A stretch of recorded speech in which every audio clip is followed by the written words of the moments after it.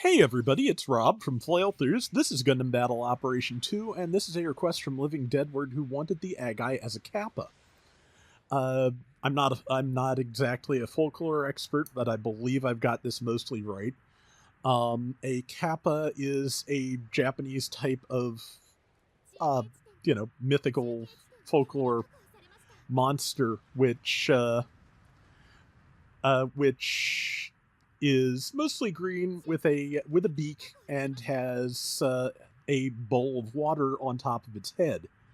And the way you survive an encounter with a Kappa, to my recollection, is you are supposed to get it to bow, which empties the water in its head, and then you are safe, and then you can get away.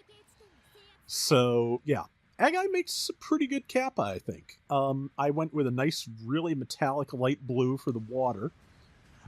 They tend to have very leafy, like almost spinachy kind of hair. So I went with the one camo pattern that looked vaguely like that, and I think it worked out. And we have lost one of our people already, so I seem to recall this came out okay anyway, though, so we will see. I am trying to take out this Guntank too before I am in turn taken out by a Gym Dominance underwater type. This did not work, but basically, if anybody on my team breathes on the Guntank 2, it will die. And it was just one of those situations. I love when things like this happen where as I'm getting killed in a 3-on-1, somebody sends for help. Nothing against them; they're probably getting jumped too because we are outnumbered. But just yeah, that just it's kind of funny after a while. But yeah, so it's the original Acguy I'm using, not any of the Thunderbolt types, because the request is far enough back that I'm pretty sure the Thunderbolt types did not exist when I got it.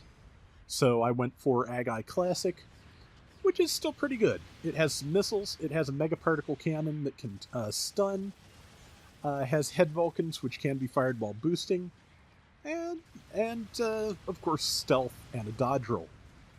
It used to be that only certain levels of the Acguy had a dodge roll, but that is not the case anymore. They dodge from the second they come in at, forget whether it's 200 or 250.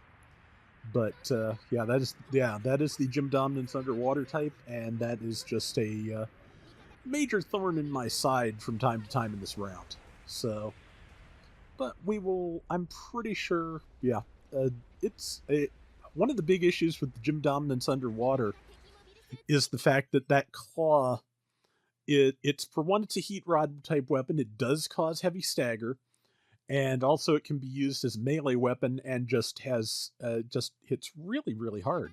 So yeah, this one again, this is kind of a rough round because we're down a person, but that also gives a defensive bonus. But as to whether or not the defensive bonus makes up for the lack of a teammate, it's up to you, but generally no. Of course, the trick, of course, is that the kind of situations that cause someone to disconnect in the first place often mean that your team is just in trouble. So, yeah, it's one of those things. It was early enough that I am not trying to cast any aspersions here, and yeah, fairly wide arc on the Acguy's side swing as well. That let me hit that Gym Custom that was coming in after me. But yeah, I'm not trying to lay any blame on the person who disconnected, because that was so early that I'm pretty sure they did not even do that on purpose. I'm pretty sure it just happened, as happens from time to time. Or they saw it was a jungle and didn't want to play jungle. But again, no way of knowing that. Just dealing with what is. I personally like jungle because I feel like I'm good enough at aiming under the life bars generally that I can make the cover work for me. It's but yeah, there are a lot of different places and things to obscure your vision. That's pretty much what the whole map is about, and it can be a real problem. If you're down in the water, you can't see. You more or less can't see what's on the shore. If you're on the shore, you can't see what's in the water or in the underbrush. If If you're in the underbrush, hopefully things don't see you, but if they do, you're going to get attacked, obviously, as happens when things see you.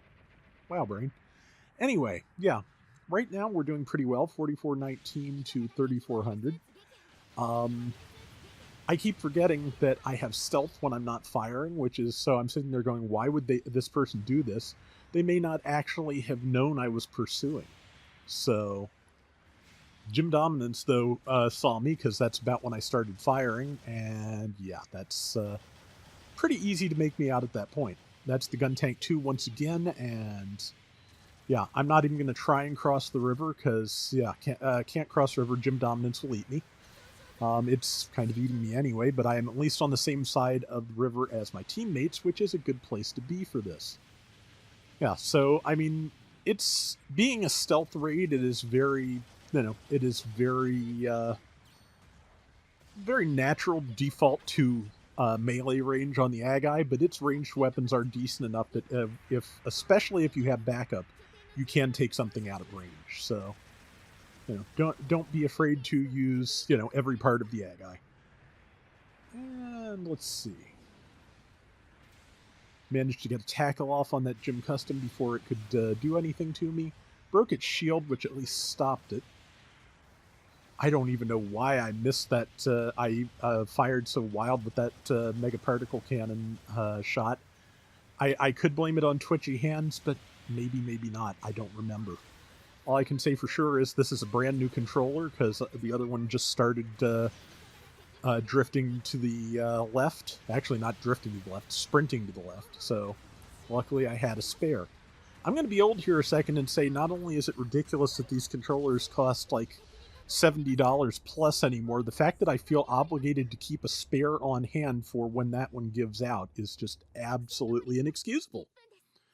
But I may see if there's any PS5 controllers with Hall effect sticks so I can keep from having to deal with that anymore after this. My brother is really good with electronics, but he hates getting PlayStation controllers apart and back together. The triggers almost never go back together properly for him, so I'm not just going to buy a set of Hall effect sticks and beg him to put them in because it's, it might not come out right, and he doesn't need that pressure and I don't need that expense. So, because yeah, basically it, if he can't do it, I don't know, I don't think I have anybody local who could. That said, round is just about over. We have managed to win it.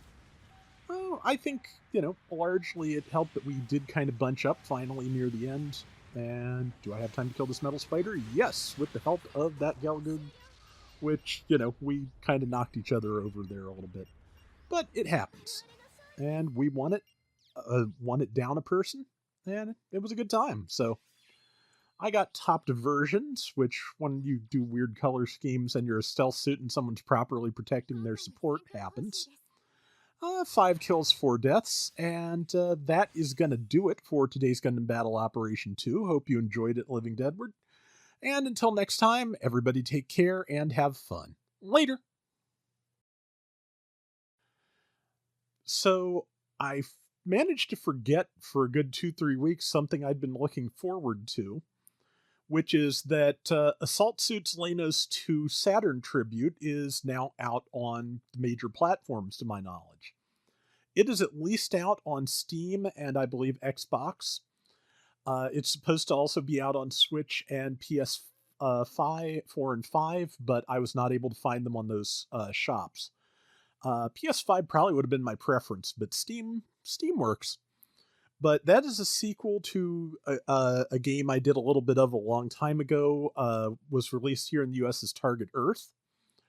I did a quick review of Assault Suits Vulcan, which is basically a spin-off that was re-released for the Switch last year, previously known as Cybernator on the SNES.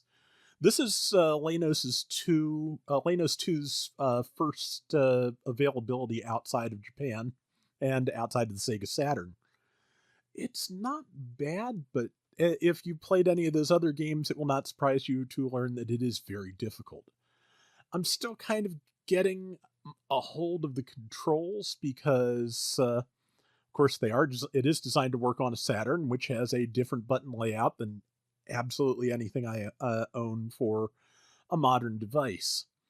And it also starts with the default being the B button on an X input controller being confirm, and the X button, no, the Y button being cancel. So I am not good with that. I am used to the classic like Super Nintendo style setup where if you're because jump and primary fire are also linked to those two buttons. So yeah, I moved the confirm and cancel buttons to X and A, and I'm still trying to get a grasp of that. It's again very difficult game, but there's a lot of different control options you can deal with in the fiddle with in the menus to set things up a little better. But it is in English. It is a game I've wanted to play for a long time, so when I have the patience, I will probably put the time in.